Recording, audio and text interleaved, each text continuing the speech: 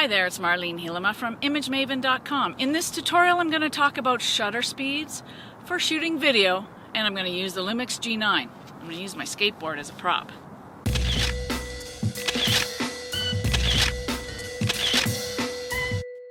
So what I did in this video is I took various clips of me skateboarding at different shutter speeds. So I started at 1/60th of a second and I went all the way up to 1/2000th of a second to see if it makes any visual difference to your video. Now of course if your subject is moving, you're probably going to notice that difference a bit more than if your subject isn't moving. Like for instance right here, I'm just a talking head, not moving that much unless I do this, and you probably wouldn't notice the difference as much as if somebody was skateboarding, cycling, playing soccer and that kind of stuff. Then you probably would notice the difference that shutter speed makes on your video clips. But maybe that doesn't matter to you. Maybe shutter speed doesn't make enough of a difference for you to worry about it. And that's really the point of this. Photographers shouldn't worry too much about shutter speed as long as you're within limits. Video experts suggest using a shutter speed double the frame rate. So right now my frame rate is 60p. So double that would be 120. So 1/120. The closest I can get is 1/125. So that is the ideal shutter speed. It's the closest I can get when I'm shooting at 60p. When shooting video at the ideal shutter speed or shutter angle, it's a bit easier on the eyes because there's a bit of blur in the frames. When you shoot a video at a shutter speed that's too fast, the playback can look a little bit jumpy. And sometimes that's hard to watch. It's hard on the brain, especially on a big screen. So that's why you should kind of keep your shutter speed within limits when shooting fast action. The faster the action, the more jumpy your video will look on playback if you shoot it at a high shutter speed.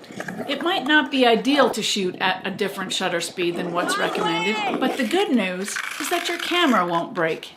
Let's have a look at those clips and you can judge for yourself.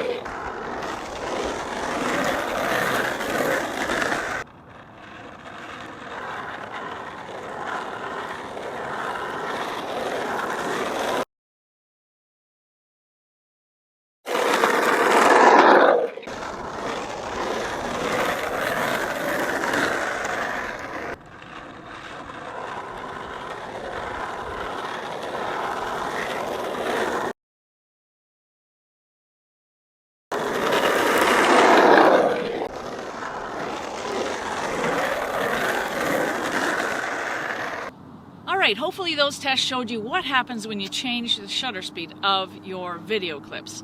Now you should always do your own tests with your own camera gear and see how it works out for you. So I had a question from somebody on my last video and they said, what is the difference between shooting in aperture priority manual video mode to just shooting in aperture priority photos and then pushing that red video button? That's what he asked me. So right now I just want to tell you I'm at f2.8 and aperture priority mode in creative video, and we're going to leave this run for just a second and see what happens. So now I'm in photo mode, aperture priority photo mode. I still have it at f2.8 and I just pushed the red button, the red video button, and we're going to see if that makes any difference to the clips. I have no idea, so let's have a look.